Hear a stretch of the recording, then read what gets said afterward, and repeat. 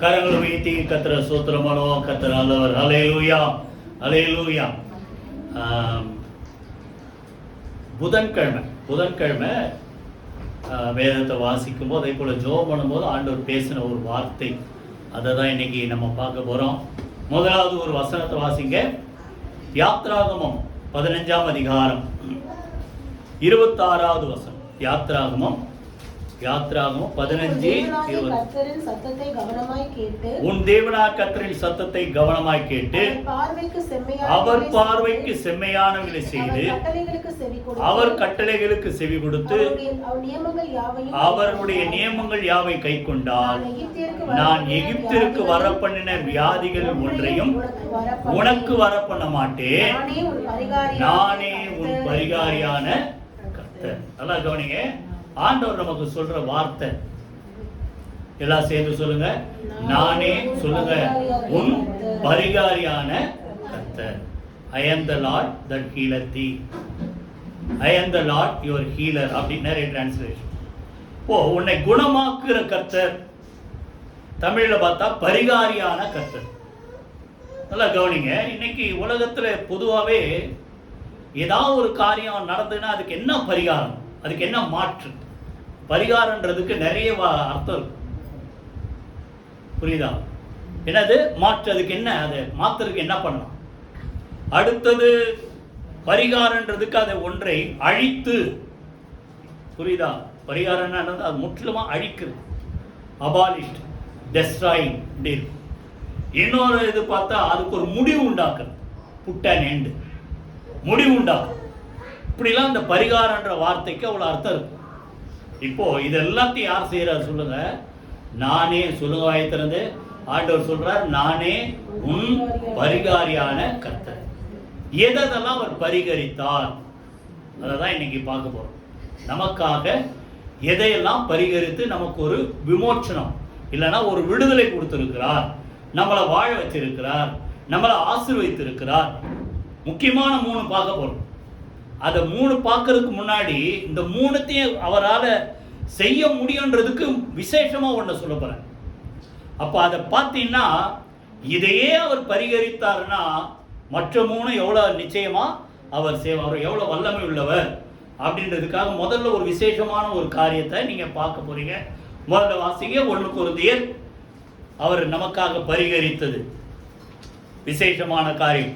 1 கொரிந்தியர் 15ஆம் அதிகாரம் 26ஆம் வசனம் வாசிங்க. யாராவது ஒருத்தர் 1 கொரிந்தியர் 15:26.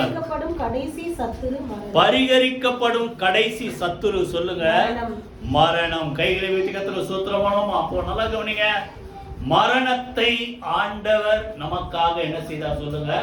பரிகரித்தார். இன்னும் வரப்போற நாட்களில் அதை செய்து முடிக்க போறார்.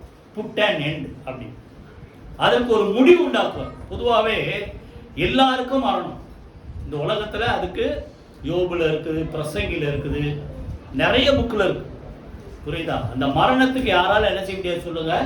தப்ப முடியாது. ஏன்னா இங்க பாக்குறீங்களா, மரணத்துக்கு யாராவது தப்ப முடியுமா? உலகம் பார்த்து கேட்கிறேன், தப்ப முடியுமா? முடியாது, புரியுதா? ஒரு தரம் மரிப்பதும் பின்பு நியாய தீர்ப்படைவது எல்லாருக்கும் நியமிக்கப்பட்டிருக்கிறது. அப்போ இங்க என்ன சொல்றாரு?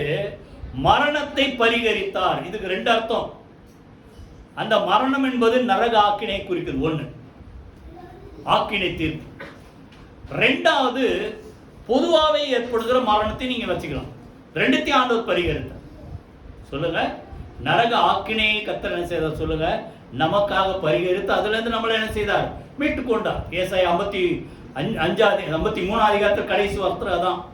அவர் தம்முடைய ஆத்மாவை மரணத்தில் ஊற்றி என்ன செய்தாராம்? நம்மளை என்ன செய்தார்? அந்த ஆத்ம மரணத்தில் நம்ம என்ன செய்தார்? விடுதலையாக்கினார். அது ஒரு மரணத்தை பரிகரிக்க. 2வது இப்போ அதை அப்படியே தொடர்ந்து நீங்க வாசித்தீங்கன்னா 23ல இருந்து வாசிங்க. 23. அவனவன் தன் ஆண்டவருடைய வருகையின் போது அவனவன் தன் வரிசையிலே உயிர்ப்பிக்கப்படுவான்.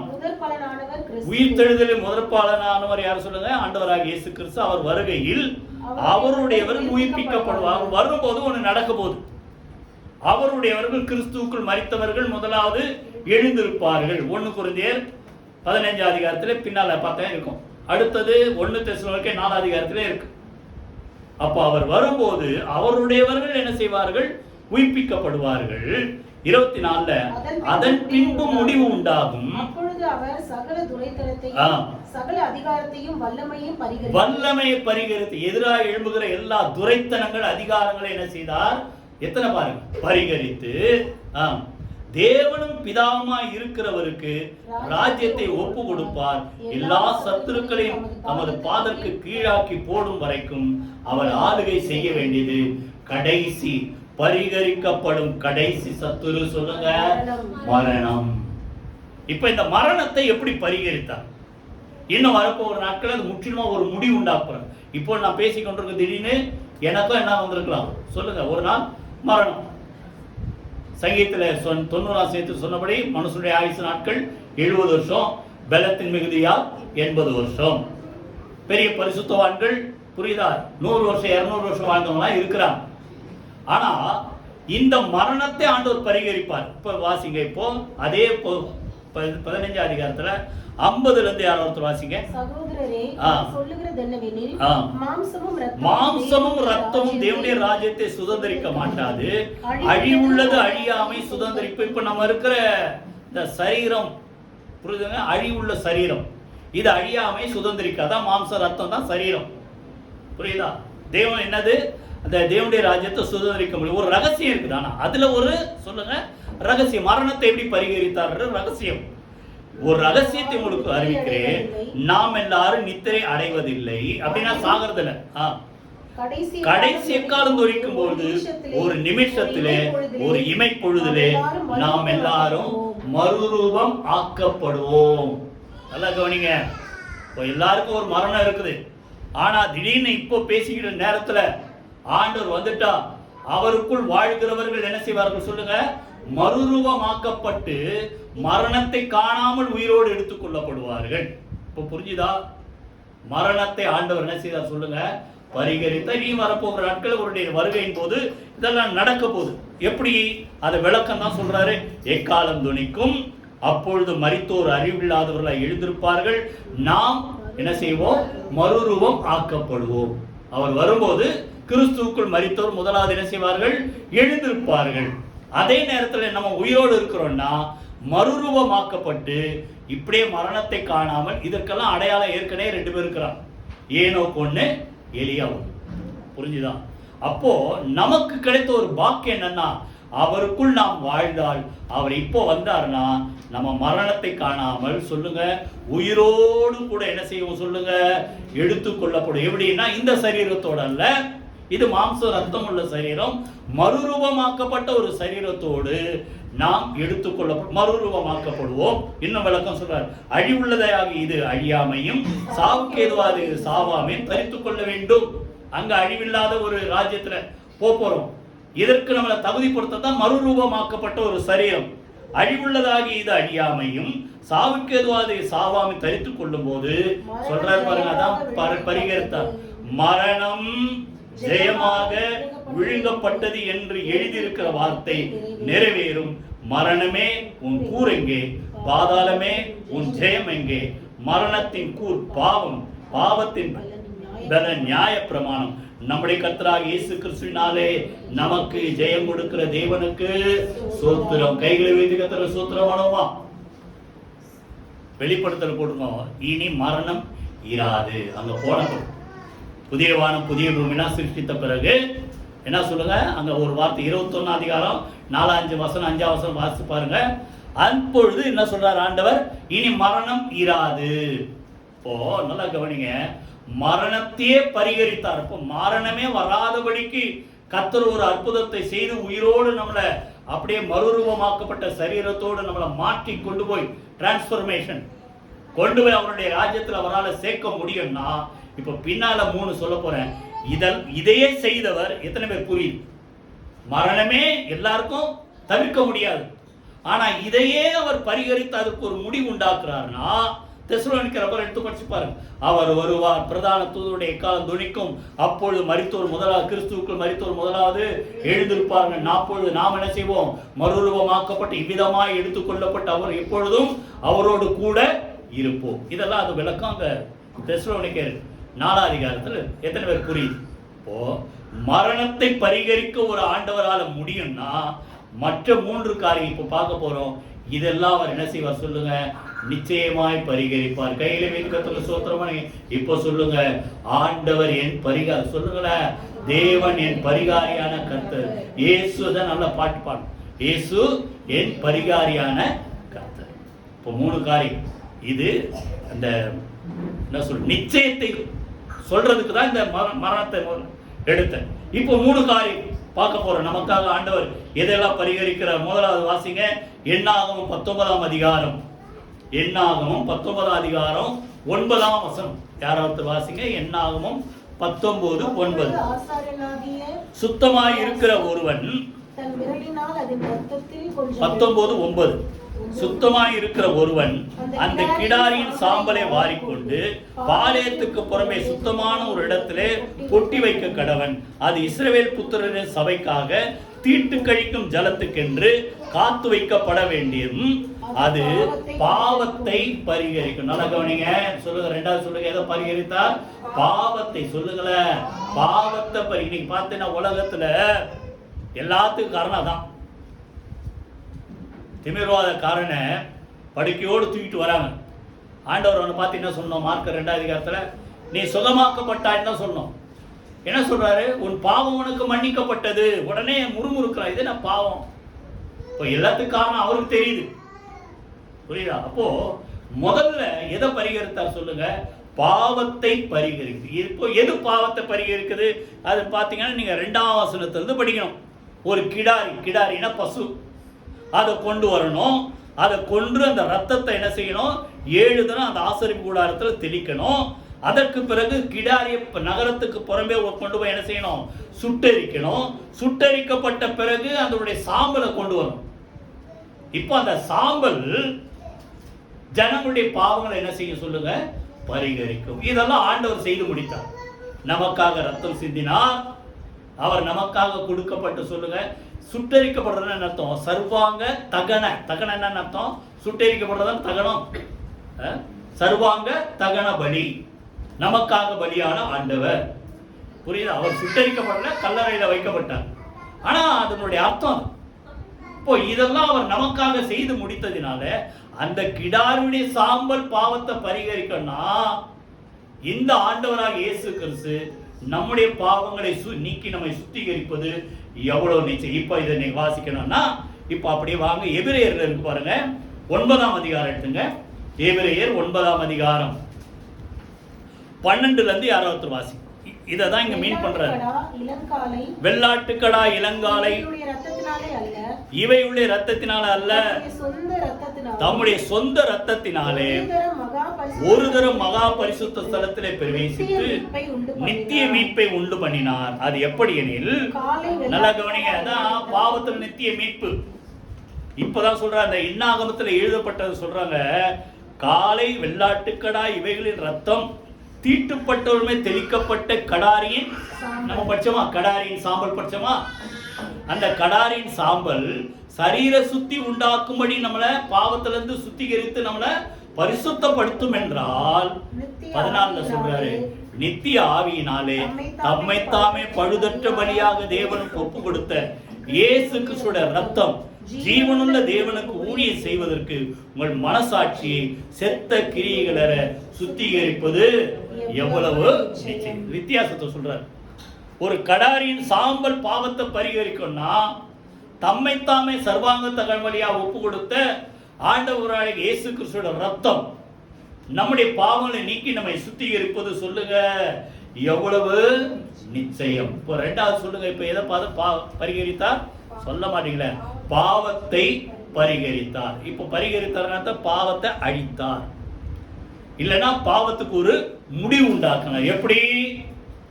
2 கொரிந்தியர் 5ஆம் அதிகாரம் கடைசி வசனம் 21ஆம் வசனம் சொல்லுங்க, நாம் பாவங்களுக்கு செத்து நீதியை பிழைக்கும்படியாக சொல்லுங்க, வாய் திறந்து, பாவம் அறியாத அவரை சொல்லுங்க நமக்காக பாவம் ஆக்கப்ப, நமக்கு பாவத்துக்கு ஒரு பரிகாரம் உண்டாக்கும்படி, நமக்குள்ள இருக்கிற பாவத்துக்கு ஒரு முடிவு உண்டாக்கும்படி, அதை அழிக்கும்படி பாவம் அறியாத ஆண்டவராக இயேசு கிறிஸ்து நமக்காக என்ன செய்யப்பட்டார் சொல்லுங்க?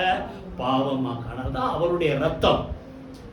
புரியுதா? நமக்கு பாவம் இல்லை என்போமானால் நம்மை நாமே வஞ்சிக்கிறவர்களாய் இருப்போம்.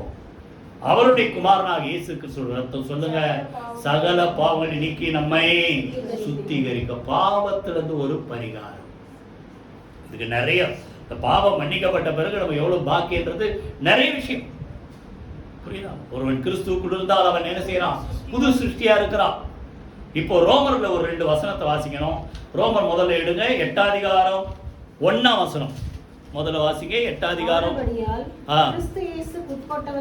கிறிஸ்து இயேசுவுக்குட்பட்டவர்களாய் இருந்து மாம்சத்தின்படி நடவாமல் ஆவியின்படி நடக்கிறவர்களுக்கு ஆக்கினை தான் பாவத்துக்குண்டான பரிகாரத்தை அவர் செய்து முடித்தார். பாவம் செய்கிற ஆத்மா சாகும் அப்படின்னு அர்த்தம். அவனுக்கு ஒரு நியாய தீர்ப்பு உண்டு, ஆக்கினை தீர்ப்பு உண்டு. இயேசு நமக்காக பலியிடப்பட்டதுனால இதை நம்புறவனுக்கு எதிலிருந்து, ஆக்கினை தீர்ப்புல இருந்து நமக்கு என்ன செய்யறாரு சொல்லுங்க, விடுதலை ஆக்கினார். பின்னால சொல்றாரு, இந்த 3ஆம் வசனத்துல, 3ஆம் வசனம் வாசிங்க. மாம்சத்தினாலே பலவீனமாய் இருந்த நியாயப்பிரமாணம் செய்யக்கூடாததை தேவனே செய்யும்படிக்கு தம்முடைய குமாரனை, எப்படிப்பட்ட மாம்சமா? அதான் நமக்குள்ள இருக்கிற பாவம் மாம்சத்தின் சாயலாக பாவத்தை போக்கும் பலியாக அனுப்பி மாம்சத்திலே பாவத்தை ஆக்கினைக்குள்ளாக தீர்த்தார். ஏன்? பாவம் எதுலதான் முதல்ல வந்தது? மாம்சத்துல. புசிக்காதன்னாரு, மாம்சத்துல தான் வந்தது. புசித்தான் பாவம் வந்தது. இப்போ முள்ளால எடுக்கணும்னு சொல்லுவாங்க உலகத்துல. இப்போ மாம்சத்துல வந்த பாவத்தை மாம்சத்தினால தீர்ப்பதற்காகத்தான், புரியுதா? மாம்சம் ரத்தம் இல்லாத தேவன் மாம்சம் ரத்தம் உடையவராய் நம்மை போல மனிதனாய் அவதரித்தார். 33 வருஷம் வாழ்ந்தார். சிலுவையிலே நமக்காக ரத்தம் சிந்தி மரித்தார். அவருடைய ரத்தத்தின் புண்ணியத்தினாலே நம்மளை என்ன செய்தார் சொல்லுங்க, பாவத்திலிருந்து நம்மளை விடுதலை ஆக்கினார். ஒண்ணு, இந்த இயேசு எனக்காக ரத்தம் சிந்தனை. இதுதான் பாவத்தை பறிகு. அதே ரோமர்ல ஒரு வசனம் வாசித்து அடுத்தது போயிடும். 3ஆம் அதிகாரம் எடுத்துங்க. ரோமர் 3ஆம் அதிகாரம்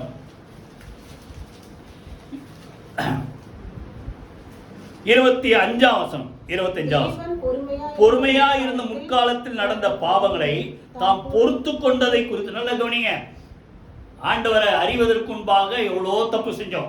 நிக்கிறேன் நானா இருந்தாலும், உட்கார்ந்துருக்க நீங்களா இருந்தாலும், நான் தப்பே செய்யல, நான் நன்மையை பின்னால் அதான் சொல்றாரு, எல்லாரும் பாவம் செய்து தேவ மகிமை அற்றவர்களாய் போனோம், நன்மையை செய்யத்தக்க நீதிமான் ஒருத்தரும் இல்லை. இதெல்லாம் இந்த ரோமர்கள் இருக்கு. அப்போ இயேசுவை அறிவதற்கு முன்பாக எவ்வளோ தப்பு பாவங்கள் செய்தோம். அதெல்லாம் ஆண்டவர் என்ன செஞ்சாரா சொல்லுங்க, பொறுத்துட்டார். இதான் நமக்கு அவருக்கு இருக்கு வித்தியாசம். நம்மளால ஒரு சின்ன காரியத்தை நம்மளால நினைச்ச முடியல, பொறுத்துக்க முடியல, இப்படி பண்ணிட்டான் அப்படி. ஆண்டவர் என்ன செய்ய சொல்லுங்க, பொறுத்து கொண்டு தம்முடைய நீதியை காண்பிக்கும் பொருட்டு அவர் சொல்லுங்க, தேவன் நீதி உள்ளவர். அடுத்தது, இயேசுவிடத்தில் விசுவாசமாய் இருக்கிறவனை நீதிமான் ஆக்குகிறவர். சொல்லுங்க, தேவன் நீதி உள்ளவர். நம்மளா யாரு? பிறக்கும்போது பாவத்தோட பிறந்தோம், பாவியா பிறந்தோம். புரியுதா? இந்த இயேசுவை நம்பினதுனால, அவர் ரத்தத்தின் புண்ணியத்தினால என் பாவ கரைகள் கழுவப்படும் நம்பும் போது, அவர் மேல வச்ச அந்த விசுவாசத்தினாலே நம்மை நீதிமான்கள் ஆக்குகிறவராய் விளங்கும்படி இந்த காலத்தில் தம்முடைய நீதியை காண்பிக்கும் பொருட்டு பலியாக, பின்னால சொல்றார் அந்த வார்த்தை, கிருபாதார பலியாக அவரையே என்ன செய்தார், ஒப்பு கொடுத்தார். கையில வைத்து கர்த்தருக்கு ஸ்தோத்திரம் பண்ணோம். எத்தனை பேர் புரியுது? மரணத்தை பரிகரித்தார்னா அடுத்தது பாவத்தை பரிகரிக்க ரொம்ப ஈஸி. இன்னைக்கு இதுதான் நிறைய பேர் புரியல. ஒன்னும் பண்ணுவானா, பாவங்களை மறைக்கிறவன் சொல்லுங்க. இன்னைக்கு 28ஆம் தேதி தானே, 13. பாவங்களை மறைக்கிறவன் வாழ்வடைய மாட்டான், அறிக்கை செய்து விட்டுக்கிட்டோம் சொல்லுங்க, இரக்கம் பெறுவான். கையில வீட்டுக்கு சூத்திரமா ஒன்னும் மறைக்காம அறிக்கை செய்தால் எல்லா பாவங்கள் நீக்கி நம்மை சுத்திகரிக்க அவர் உண்மையும் நீதி உள்ளவராய் பாவத்தை பரிகரித்தார். 2வது, இப்போ யாத்ராவும் திருப்பி வாங்க. இப்பதான் அத பாயிண்ட பார்க்க போறோம். 15:26 திருப்பி வாசிங்க. இதையெல்லாம் செய்யும் போது சத்தத்தை கவனமாய் கேட்டு அவர் பார்வைக்கு செம்மையானவைகளை செய்து அவர் கட்டளைகளுக்கு செவி கொடுத்து அவருடைய நியமங்கள் யாவையும் கைக்கொண்டால் நான் எகிப்தியருக்கு வர நல்லா கவனிங்க. இப்போ சொல்றாரு, 2வது, எகிப்தியருக்கு வரப்பண்ண ஒரு வியாதியும் உனக்கு வரப்பண்ண மாட்டேன், நானே உன் சொல்லுங்க சேர்ந்து, நானே உன் பரிகாரியான கர்த்தர். அப்படியே நெஞ்சத்தோடு சொல்லுங்க, ஆண்டவராக இயேசு கிறிஸ்து சொல்லுங்க, என் பரிகாரியான கர்த்தர் சொல்றார். இரண்டாவது எதை பரிகரிக்கிறார்? வியாதி. சொல்லுங்க வாயை திறந்து. வியாதிகள், அதுக்கு அப்படியே சொல்லிட்டே போலாம். வியாதி, பலவீனம், நோய்கள், புரியுதா? இதெல்லாவற்றையும் ஆண்டவர் என்ன செய்தார் சொல்லுங்க? பரிகரித்தார். புரியுதா? இப்போ முதல்ல என்ன பார்த்தோம்? பாவத்தை பரிகரித்தார். இன்னைக்கு எல்லாருக்கும் நல்லா கவனிங்க, பாவத்தை பரிகரித்தார்ன்றதை நம்புறதுக்கு ரொம்ப கொஞ்சம் ஈஸியா இருக்கு. ஏன்னா நான் அறிக்கை பண்ண, என் பாவத்தை மன்னிச்சிட்டார், எனக்குள்ள ஒரு சந்தோஷம் இருக்குது. அது எந்த அளவுக்கு உண்மையா அதே அளவுக்கு இதே நம்பணும். 103ஆம் சங்கீதத்துல 3ஆம் வசனம் சொல்லுங்க, அவர் உன் அக்கிரமங்களை எல்லாம் மன்னித்தார். நிச்சயம் இருக்குது இல்ல, உறுதி இருக்குது இல்ல. அதை மன்னித்ததை போல உன் நோய்களை எல்லாம், சொல்லுங்க வாயை திறந்து, நோய்களை எல்லாம் குணமாக்கினார்.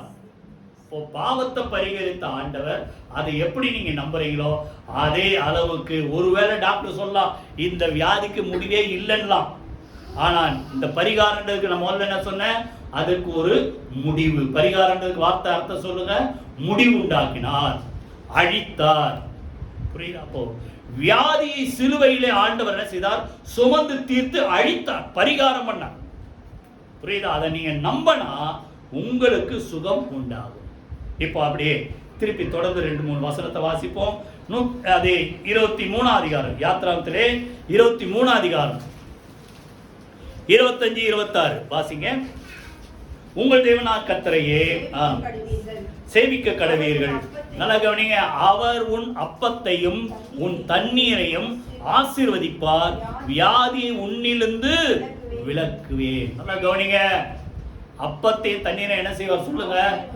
ஆசீர்வதிப்பார். அப்போ சாப்பிட்றதுக்கு முன்னாடி எதை டீ குடிச்சா கூட சரி, ஒரு நிமிஷம் குடிக்கிறதுக்கு முன்னாடி தண்ணி குடிச்சாலும், டீ குடிச்சா இல்ல சாப்பாடு சாப்பிட்டாலும், லைட்டா ஏதாவது சாப்பிட்டாலும் ஒரு நிமிஷம் அதுக்கு ஜெபம் மட்டும், சோத்திரம் மட்டும் ஜெபம் சாப்பிடு. அப்பத்தை தண்ணீரை ஆண்டவர் என்ன செய்வார் சொல்லுங்க? வாயை திறந்து ஆசீர்வதிப்பார். இதை சாப்பிட்டதால பலன் உண்டாகுமே தவிர எது வராது? வியாதி வராது. எத்தனை பேர் புரியுது?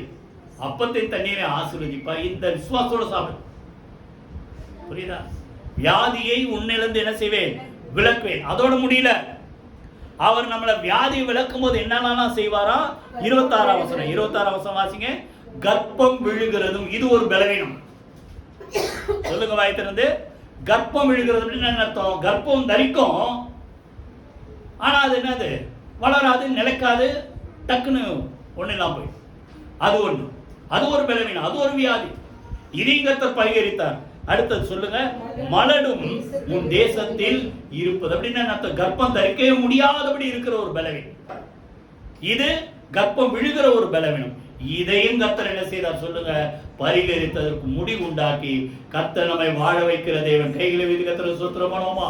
உன் தேசத்தில் இருப்பதில்லை, உன் ஆயுசு நாட்களை, வாயத்தர சொல்லுங்க, உன் ஆயுசு நாட்களை பூரணப்படுத்துவேன். கைகளை வைத்து கர்த்தரை ஸ்தோத்திரம். அப்போ எத்தனை வருஷம் வாழ்றது பெருசு இல்ல, அத்தனை வருஷம் திருப்தியா வாழப்படும் தான் முக்கியம். உங்க மனசுல நான் இத்தனை வருஷம் வாழணும் நீங்க ஆசைப்பட்டீங்கன்னா அத்தனை வருஷம் நீடித்த நாட்களால் அவனை என்ன செய்வேன்? திருப்தி ஆக்குவேன். எப்படி? சுகமாய் கர்த்தர் நம்ம என்ன செய்வார் சொல்லுங்க? வாழ வைப்பார். மத்த 8ஆம் அதிகாரம் எடுத்து படிச்சு பாருங்க. பேதுரு மாமியை கர்த்தர் சுகமாக்குற உடனே எல்லாம் வியாதியெல்லாம் கூட்டு வராங்க. கூட்டு வந்து எல்லாரையும் அவரை தொடும்படி கொண்டு வந்து வைக்கும் போது அவர் எல்லாரையும் கர்த்தர் என்ன செய்தாராம்? சொஸ்தமாக்கி, திரளான வியாதியஸ்தர் கொண்டு வந்தார். என்ன செய்தார்? அவரை யாவரையும் சொஸ்தமாக்கிறாங்க. போட்டிருக்க ஒரு வார்த்தை, அவர் தாமே 8:17, அவர் தாமே நம்முடைய பலவீனங்களை ஏற்றுக்கொண்டு நம்முடைய நோய்களை சுமந்தார் என்ற வார்த்தை அப்பொழுது வெளிப்பட்டது. கைகளை வைத்து கர்த்தர் சொப்போ வியாதிக்கு ஒரு முடிவு எப்படி? அவர் சுமந்து தீர்த்தார். எப்படி நம்ம பாவத்தை சுமந்து தீர்த்தார் சொல்லி நம்ம நம்புறோமோ அதே போல இதைய நம்புங்க. நல்ல பாடணும்ல, என் நோய்களை சொல்லுங்க சிலுவையிலே சுமந்து தீர்த்தி, கொஞ்சம் மீதி வச்சாரு இல்லையே, சுமந்து, அதான் முடிவு. வியாதிக்கு ஒரு முடிவு, புரியுதா? சுமந்து தீர்த்தார். இப்ப நம்ம அவருடைய தழும்புகளால், 1 பேதுரு 2:24, அவருடைய தழும்புகளால் நீங்கள் சொல்லுங்க குணமானீர்கள். கைகளை வைத்து கர்த்தரை ஸ்தோத்திரம் பண்ணுவோமா? நல்லா கவனிங்க, என்ன வந்தாலும் முதல்ல ஆண்டவரை தேடும். நான் டாக்டர்கிட்ட போகக்கூடாதுலாம் சொல்ல, டாக்டர்கிட்ட போனோம், நாங்களாம் டாக்டர்கிட்ட போகிறோம், மருந்து மாத்திரை சாப்பிட்டா தப்பே கிடையாது. புரியுது? ஏன்னா ஆண்டவரே சொல்லியிருக்கிறார், பிணியாளிகளுக்கு யார் வேணும்? வைத்தியன் வேணும்னு சொல்லியிருக்கிறார். நம்ம இன்னும் நல்லா இருந்து அவருக்கு ஊழியம் செய்யணும், அவருக்கு ஏதாவது செய்யறதுக்கு நமக்கு பேலன்ஸ் சுகம் வேணும்னா இதெல்லாம் வேணும். ஆனால் முதல்ல யாரை தேடுங்க சொல்லுங்க? கர்த்தரை. ரெகுலராக படிக்கும்போது ஆசா பற்றி படிச்சு அவன் ஒரு வார்த்தை இருக்கும். அந்த கடைசி நாட்களில் அவனுக்கு ஒரு வியாதி வந்தது. அந்த வசனம் நோட் பண்ணிங்க. 1:16-12. ஆரம்ப நாட்கள் ஆண்டவர் தான் தேடின ஆசா, கடைசி நாட்களில் கொஞ்சம் வழி போயிட்டான். அப்போ வியாதி வரும்போது அவன் ஆண்டவரை தேடி இருக்கணும். அந்த வியாதி நேரத்திலும் அவன் தேவனை அல்ல, யாரை தேட ஆரம்பிச்சான்? பரிகாரிகளை தேட ஆரம்பித்தான். இப்ப நல்லா கவனிங்க, நமக்கு பரிகாரி யார் தான் சொல்லுங்க? ஆண்டவர் தான். ஆனால் ஆசா தேவனை தேடல, பரிகாரிகளை தேடான். அதனால அந்த வியாதியில அவன் செத்தான். புரிஞ்சுதா? நல்லா கவனிங்க, வியாதி பலவீனம் எது வந்தாலும் இதெல்லாம் இயற்கை தான். சரீரம்னு இருந்ததுன்னா அல்ல, இது ஒரு பலவீனம் வரதான் செய்யும். ஆனாலும் அதுக்கு எடுத்து நிற்கணும். இது தேவ சித்தம் அல்ல, தேவ சித்தம் நான் சுகமாய் சொல்லுங்க. உன் ஆத்துமா வாழ்கிற போல நீ எல்லாவற்றிலும் வாழ்ந்து எப்படி சுகமாய் இதுதான் தேவ சித்தம். அது குரோதமா வருதுன்னா எதிர்த்து ஜெபம் பண்ணுங்க. இந்த வியாதி வரக்கூட ஆண்டவர் சிலுவையில சுமந்து தீர்த்துட்டார், நான் சுகமா வாழ்றதா அவருக்கு பிரியம், அதுதான் அவருடைய சித்தம். சித்தம் உண்டு சொல்லுங்க. சுத்தமாக சொன்னார்ல, அப்போ சுகமா இருக்கிறதா நம்ம சித்தம். புரியுதா? அப்போ இப்படி நீங்க ஜெபம் பண்ணணும். பரிகாரிய தேடினா, ஆனா நீங்க முதல்ல யாரை தேடுங்க? ஆண்டவரை தேடு. மார்க் 5:5 நீங்க எடுத்து படிச்சு பாருங்க. முதல்ல ஆண்டவரை தேடல அந்த அம்மா 12 வருஷம். யாராவது தேடினாங்க? அநேக வைத்தியர்களால் இருக்கா, அநேக வைத்தியர்களால் தன்னுடைய ஆஸ்தியெல்லாம் செலவு பண்ணி கொஞ்சம் கூட என்ன ஆகல, சுகமாகல. கடைசியில யாரை குறித்து கேள்விப்பட்டா? ஏசு. இப்ப நம்ம எல்லாம் கடைசியா கேள்விப்படுறோம். ஆரம்பத்துல இருந்து சின்ன வயசுல இங்க இருக்கிற ஒரு சிலர் சின்ன வயசுல இருந்து ஆண்டவர் பத்தி அறிந்தவர்கள் இல்லையா? அப்போ இதெல்லாம் தெரிஞ்சு முதல்ல யாரை தேடணும்? இதான் முக்கியம். தெரிஞ்சு வச்சுக்கிறது பெருசு இல்ல, முதல்ல யாரை தேடுறீங்க? புரியுதா? பரிகாரியான தேவனை தேடுங்க. கர்த்தர் உங்களை என்ன செய்வார் சொல்லுங்க. அப்போ அவ கடைசியில தேடி வரா, எப்படியாவது அவர் தொற்றுவேன், சுகமாயிடும் சொல்லி வஸ்திரத்தின் ஓரத்தை தொட்டார். அவள் என்ன செய்தால் சொல்லுங்க? உடனே ஆரோக்கியமானாள். கைகளை வைத்து கர்த்தர் ஸ்தோத்திரம் பண்ணுமா? அப்போ எதை பரிகரித்தார் சொல்லுங்க? வியாதிகள், பலவீனங்கள், நோய்களை நீக்கி நம்மளை என்ன செய்தார் சொல்லுங்க? குணமாக்கினார். வியாதி நேரத்துல அந்த வியாதியினுடைய வேதனை ஒண்ணு, ரெண்டாவது அடுத்தோம் பேசுற வேதனை ரெண்டாவது. ஒரே ஒரு வசனம் வாசனம் அப்புறம் போயிடுவோம்.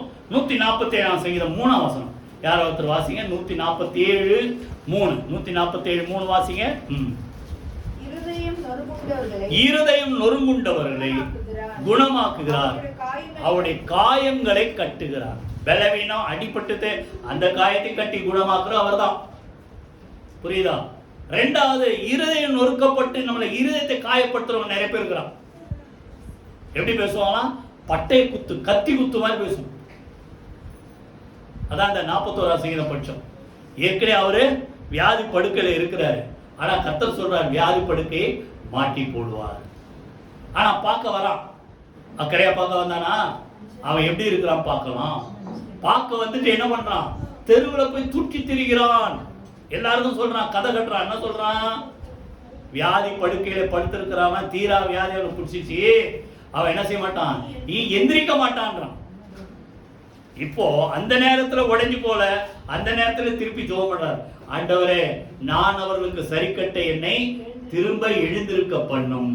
அதே போல கர்த்தர் எழுந்திருக்க பண்ணினார். சத்துரு என் மேல் ஜெயம் கொள்ளாததினால் கர்த்தரின் மேல் பிரியமாயிருக்கிறீர் என்று நான் அறிந்து கொண்டேன். கைகளை வீட்டுக்கு சோத்திரம் பண்ணுவோம். அப்போ மற்ற மனிதர்கள் இப்படிப்பட்ட சூழ்நிலையில உங்களை வேதனைப்படுத்தினா அதையும் குணமாக்குறவர் யாராவது சொல்லுங்க? நம்முடைய ஆண்டவர். கைகளை வீட்டுக்கு சோத்திரம் பண்ணுவோமா? சொல்லுங்க. பாவத்தை பரிகரித்தார். சொல்லுங்க. அடுத்தது வியாதிகள், பலவீனங்கள், நோய்களை பரிகரித்தார். எல்லாத்துக்கும் மேல கடைசியா 1 கலாத்தியர் 3 அதிகாரம்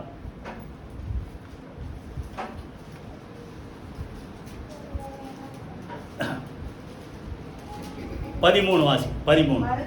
தூக்கப்பட்ட எவனும் சபிக்கப்பட்டவன் என்று மரத்திலே தூக்கப்பட்டவன் எவனும் சபிக்கப்பட்டவன் என்று எழுதியிருக்கிறபடி கிறிஸ்து நமக்காக சாபமாகி நியாய பிரமாணத்தின் சாபத்திற்கு நம்மை நீங்களாக்கி மீட்டுக்கு நல்ல கவனிங்க. சாபத்திற்கு ஒரு பரிகாரத்தை உண்டாக்குனார். சொல்லுங்க, வாய் திறந்து சொல்ல மாட்டீங்களா? சொல்லுங்க. என் குடும்பத்து மேல இருக்கிற சாபத்தை கர்த்தர் என்ன சொல்லுங்களேன், பரிகரித்தார். புரியுதா? பிரமாணத்தின் சாபம். ஏன்னா அது எப்படின்றது நல்லா கவனிங்க. 10ஆம் வசனம் வாசிங்க. அதுல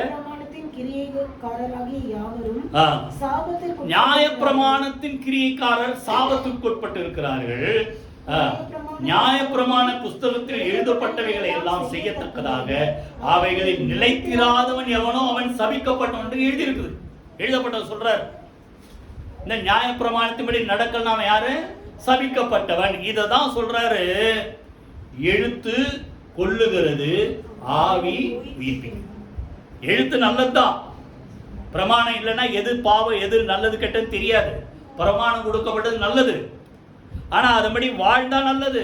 முடியலன்னா, கை கொள்ள முடியலன்னா என்ன வருது? அவனுக்கு சாபம் வருது. அப்போ அந்த எழுத்து கொல்லுகிறது, ஆவி உயிர்ப்பிக்கிறது.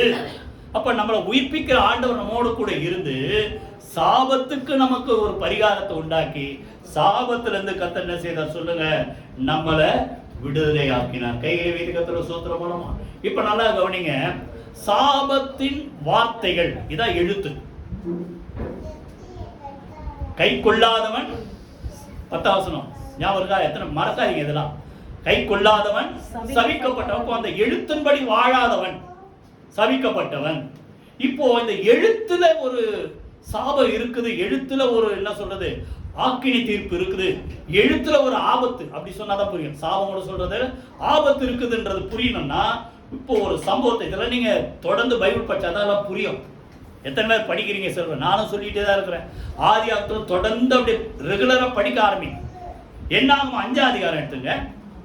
என்னாகமம் 5ஆம் அதிகாரம். இப்போ அங்க ஒரு குடும்பத்துல ஒரு பிரச்சனை. எரிச்சலின் ஆவி ஒரு புருஷனுக்கு வந்துச்சு. என்னது? அவ அடுத்தவன் மேல ஏதோ பிரச்சனையாகி ஏதோ ஒரு டவுட் வந்துச்சு, சந்தேகத்தின் ஆவி. அதான் எரிச்சலின் ஆவி வந்ததுன்னா அப்போ அதுக்கு என்ன தீர்ப்புன்னா அங்க சொல்ற. இப்போ வாசிங்க. அப்ப என்ன செய்யணுமா? இப்போ கவனிங்க. 19ஆம் வசனம். ஆசாரியன் அவளை அந்த அந்த லேடியை ஆணை இழுக்க வைத்து, ஒருவன் உன்னோட செயனியாமலும் உன் புருஷனும் உட்பட்டிருக்கிற நீ தீட்டுப்படத்தக்கதாய் பிறர் அதாவது தவறி வாழ்க்கையில தவறி போய் புருஷனுக்கு துரோகம் பண்ணாம இருந்தா சாப காரணமான இந்த கசப்பான ஜலத்தின் தோஷத்துக்கு நீங்களா இருப்பாய். ஒருவேளை நீ தப்பு பண்ணி இந்த புருஷனுக்கு துரோகம் பண்ணியிருந்தா அங்க என்ன பண்ணி ஒரு சாபமாகி இடுப்பு சூம்பவும் வயிறு வீங்கவும் பண்ணுவான். நல்லா கவனிங்க. இது எப்படின்னா, இது எப்படி உள்ள சாபம் ஆகுது வச்சிருக்கீங்களா? இப்ப அதை அப்படியே வச்சுக்கிட்டு 23ஆம் வசனம் வாசி. 23. ஆசாரியன் சாப வார்த்தைகளை ஒரு சீட்டில் எழுதி அவைகளை கசப்பான ஜலத்தினால் கழுவி போட்டு. இதை கொஞ்சம் இமேஜின் பண்ணி பாருங்க. இந்த பாவத்துக்கு இந்த சாபம், இந்த ஆக்கினை தீர்ப்பு, அதை எழுதுறாங்க. அந்த சாப வார்த்தை பேப்பர்ல எழுதி அந்த பேப்பரை எதுல முக்கணுமா? அந்த ஜலத்துல முக்கும் போது அந்த பேப்பர்ல இருக்கிற வார்த்தை சாபமா அந்த ஜலத்துக்குள்ள வருது. அந்த ஜலத்தை குடிக்கும் போது அவளுக்குள்ள அந்த சாபம் வருது. புரியுதா? இதுதான் நியாய பிரமாணத்தின் சாபத்துக்கு சொல்லுங்க தேவன் நம்மளை என்ன செய்தார் சொல்லுங்க? நீங்களாக்கி மீட்டார். ஏன்னா அவைகளில் செய்தவன் பிழைப்பான். ஆனா பின்னால் என்ன சொல்றாரு? செய்தவன் அல்ல, விசுவாசத்தினாலே நீதிமான் பிழைப்பான். என்ன விசுவாசம்? இந்த சாபத்தை ஆண்டவர் எனக்கு சொல்லுங்க ஆசீர்வாதமா மாத்திட்டாரு. ஒரு ஆள் எவ்வளவு ட்ரை பண்ணா பிழையாம், ஆண்டவர் சபிக்க விட்டாரா சொல்லுங்க? சபிக்க விடல. ஏன்? கர்த்தர் உன்மேல் அன்பு கூர்ந்தபடியினாலே. உபாகம் 23:5. அந்த சாபத்தை என்னவா மாத்திட்டார் சொல்லுங்க? ஆசீர்வாதமா மாத்தினாரு. அப்போ பிரமாணத்தின் மூலமா வந்தாலும் சரி, பெற்றோர்கள் முன்னோர்கள் மூலமா வந்தாலும் சரி, எந்த சாபமா இருந்தாலும், அது வார்த்தையில வந்தாலும் கிரியையில வந்தாலும், எல்லா சாபத்தையும் வாயத்தில் சொல்லுங்களேன், ஆண்டவர் எனக்காக என்ன செய்தார் சொல்லுங்க, பரிகரித்தார். புரியுதா? முதல் மனுஷன் பாவம் செஞ்சவன தான் சாபம். என் வார்த்தைக்கு நீ கீழ்ப்படியாம பாவம் செய்தபடினால உன் முகத்தின் வேர்வையால் என்ன செய்வா, ஆகாரம் புசிப்பாய். அது உனக்கு அந்த பூமி உன் நிமித்தம் 3:17-18 நீங்க வாசிச்சு பாருங்க. உன் நிமித்தம் பூமி என்ன செய்யணும், சபிக்கப்பட்டிருக்கும். அது எதை விளைக்கும், முள்ளையும் குறுக்கையும் விளைவிக்கும். இப்போ முள்ளுவது சாபம். இப்போ இந்த சாபத்தை அவர் பரிகரிக்கும்படிதான் எல்லாருக்கும் தெரியும். மத்தேயு 27:28-29 வாசித்து பாருங்க. அவர் தலையில முட்களினாலே சொல்லுங்க ஒரு கிரீடத்தை உண்டு பண்ணி அவர் தலை மேல வச்சு கோலினால் ஓங்கி அடித்தார்கள். தலை முழுசும் முள்ளு போச்சு. இதெல்லாம் எதுக்கு? பாவத்தை சாபத்தை சொல்லுங்க பரிகரிக்கும்படியாக நமக்காக முட்கிரீடம் சுட்டப்பட்டார். கையில் வீதி கத்திர சூத்திரமானோம் என்ன பார்த்தோம் சொல்லுங்க. பாவத்தை பரிகரித்தார், வியாதியை பரிகரித்தார், சாபத்தை பரிகரித்தார். புரியுதா? அந்த புதிய எருசலேம்ல நம்ம எல்லாரும் வாழ போறோம். அங்க போட்டுக்க ஒரு வார்த்தை. முதல்ல நான் பார்த்தது அங்க இனி மரணம் இல்லை.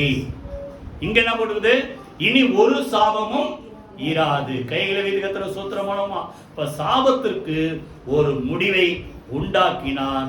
சாபத்தை ஆண்டவர் என்ன செய்தார் சொல்லுங்க, பரிகரித்தார். எல்லாரும் எழுதுன்னு கத்திர சூத்திரமணி ஜோமனோமா. ஹல்லேலூயா. நானே வாயத்தர சொல்லுங்க.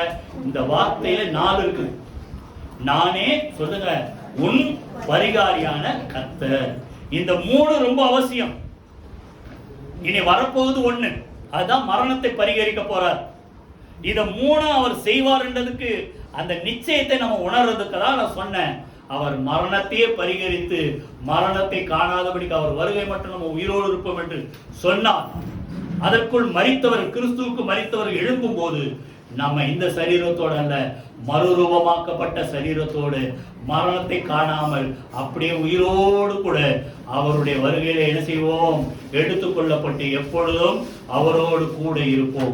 இப்படி மரணத்தை பரிகரிக்க அவரால் முடியும்னா பாவத்தை பரிகரித்தவர் வியாதியை பரிகரிப்பார். சொல்லுங்க. 3வது சாபத்தை பரிகரிப்பார். எதுக்கும் பயப்படாதீங்க, என்ன வந்தாலும் சரி, இது எல்லாவற்றையும் கர்த்தர் நமக்காக செய்து முடித்தார். அதான் அவர் சொல்றார் சிலுவையிலே முடிந்ததுன்னு சொல்லி அதற்கு பிறகுதான் ஆவியை பிதாவை உடைய கையில என் ஆவியை ஒப்பு கொடுக்கிறேன்னு சொன்னார். எல்லாவற்றையும் அவர் பரிகரித்து செய்து முடித்தார்.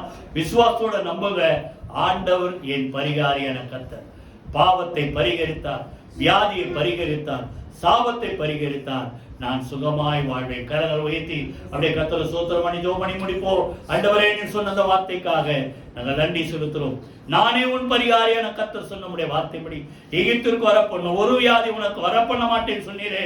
ஆண்டவர், வியாதிகள், பலவீனங்கள், நோய்கள் எந்த வகையில வந்தாலும் தேவ பிள்ளைகளை கர்த்தர் குணமாக்க வல்லவர். ஆண்டவரே, தீர்க்க முடியாத வியாதின்ட்டு உம்மிடத்துல ஒன்றுமில்லை. உலகம் சொல்லலாம் இதுக்கு மருந்து இல்லைன்ட்டு, ஆனால் உம்மால தீர்க்க முடியாத வியாதி ஒன்றுமில்லை. உடைய தழும்புகளால் நாங்கள் குணமாக்கப்பட்டதுக்காக நன்றி செலுத்துறோம். ஒரு கடாரியினுடைய சாம்பல், கிடாருடைய சாம்பல் ஆண்டவரே பாவத்தை பரிகரிக்கும் என்று சொன்னார். எங்களுக்காக நித்திய பலியாக தம்மைத்தாமே சர்வாங்க தகன பலியாக ஒப்பு கொடுத்த உடைய ரத்தம் செத்த கிளியர்களை எங்களை சுத்திகரித்து எங்களை பரிசுத்தப்படுத்துவது எவ்வளவு நிச்சயம் சொல்லி பாவத்திலிருந்து எங்களை பரிகரித்தீர் என்று சொன்ன விசுவாசத்துக்காக நன்றி செலுத்துறோம். எல்லாத்துக்கும் மேல எல்லா வகையான சாபங்கள் இயேசுவின் நாமத்தினால் எங்கள் மேலிருந்து நீங்குவதற்காக கர்த்தர் எல்லா சாபத்தை நீக்கி பரிகாரத்தை உண்டாக்குனதுக்காக, சாபத்தை ஆசீர்வாதமே மாற்ற பண்ணினதுக்காக உனக்கு நன்றி செலுத்துறோம். ஒவ்வொருவரையும் கர்த்தர் அப்படியாக ஆசீர்வதிப்பீராக. இயேசு கிறிஸ்துவின் ஜீவனுள்ள ஜெயமுள்ள நாமத்தில் ஜெபிக்கிறோம் நல்ல பிதாவே. ஆமென், ஆமென். நம்முடைய கர்த்தராகிய இயேசு கிறிஸ்துவின் கிருபையும் பிதாவாகிய தேவனுடைய அன்பும் பரிசுத்த ஆவியினுடைய அந்யோன்ய ஐக்கியம் நம் அனைவரோடு சகல பரிசுத்த அனைவரோடும் ஆண்டவராகிய இயேசு கிறிஸ்து வருகை மட்டும் இருப்பதாக. ஆமென். என் ஆத்மாவே கர்த்தரை ஸ்தோத்திரி, என் முழுமே அவருடைய பரிசுத்த நாமத்தை ஸ்தோத்திரி. என் ஆத்மாவே கர்த்தரை ஸ்தோத்திரி, அவர் செய்த சகல உபகாரங்களை மறவாதே. ஆமென், ஆமென். God bless you.